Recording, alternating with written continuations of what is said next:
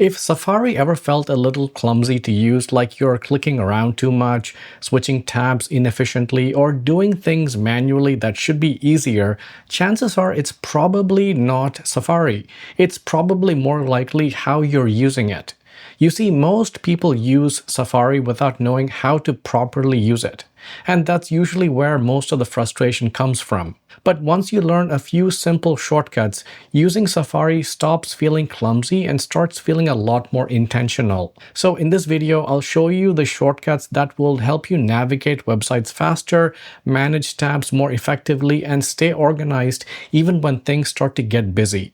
First, let's start with finding things quickly. When you land on a long website, the usual approach to finding what you want is to scroll through the web page manually, scan it, and use your mouse or trackpad to find that item. But that's slow and it's easy to miss things. Instead, press Command F and type in your search item.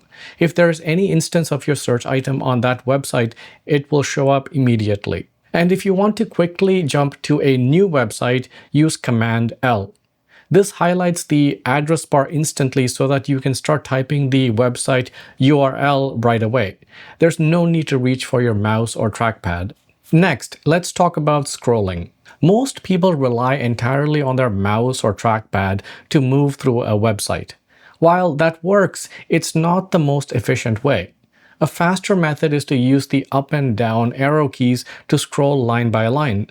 But if you have a website with a long article, this can also be tedious. In this case, press the spacebar to jump through sections at a time. And use Shift spacebar if you want to go back up. This is just a cleaner and faster way to move through long articles. Now let's move to tabs and navigation. If you're researching a topic or doing deep work, opening multiple links in new tabs is a common task. But you're probably using your cursor to right-click the link and choosing the option to open in a new tab. This is time-intensive when you have a lot of links to open. So, the next time you need to open new tabs, press Command and click the link instead. Opening links will become so easy, you now run the risk of opening up too many tabs and getting unorganized. But I have a solution for that as well later in the video. Now, if you have multiple tabs open, instead of using your mouse or trackpad to select the tab you want, you can cycle through them using Control-Tab. And use Shift-Control-Tab if you want to go back in reverse. And if you have a lot of tabs open and you're not able to tell what's what, pinch with 2 fingers on your trackpad. This gives you a full overview of all of your tabs so you can quickly jump to the one you want.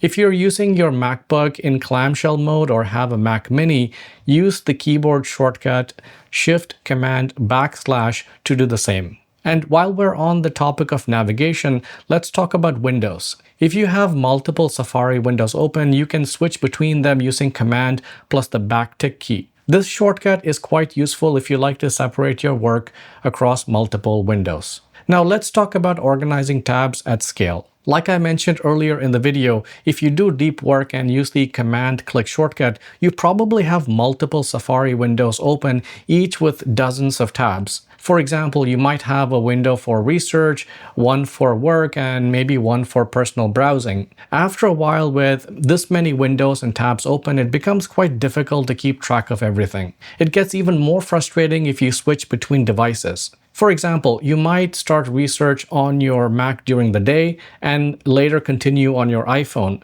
but your Safari windows don't carry over between devices. This is where the Tab Groups feature becomes incredibly useful. Instead of spreading your work across multiple windows, you can create tab groups within a single Safari window. Each group can hold a set of tabs for a specific topic. For example, instead of 3 windows, one for research, work, and personal, you can create 3 tab groups for each category and have websites pertaining to each group reside within it. And because Safari syncs through iCloud, those tab groups show up on your iPhone automatically. So now you can continue your work across devices without losing context. If you've never used tab groups before, it's actually quite simple to set up. Click the sidebar button in Safari, select Tab Groups, and create a new group.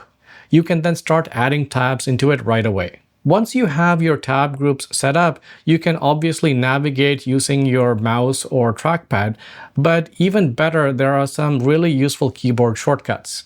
Use Shift Command plus the up or down arrow keys to switch between tab groups, and use Shift Command plus the left or right arrow keys to move between tabs within a group. Once you start using tab groups this way, managing large numbers of tabs becomes much more structured. Next, let's talk about opening and closing tabs. To open new tabs, use Command T. To close a tab, use Command W. But if you close a tab by mistake, which happens all the time in my case, use Shift Command T to restore it. And if you keep using this shortcut, Safari will continue restoring previously closed tabs one by one. Next, if you want to clean things up and close all the tabs except one, hold Option and click the Close button on the tab you want to keep open. Again, if you change your mind or choose the wrong tab to keep open, just use Shift Command T to undo your action. Next, let's look at navigation inside websites.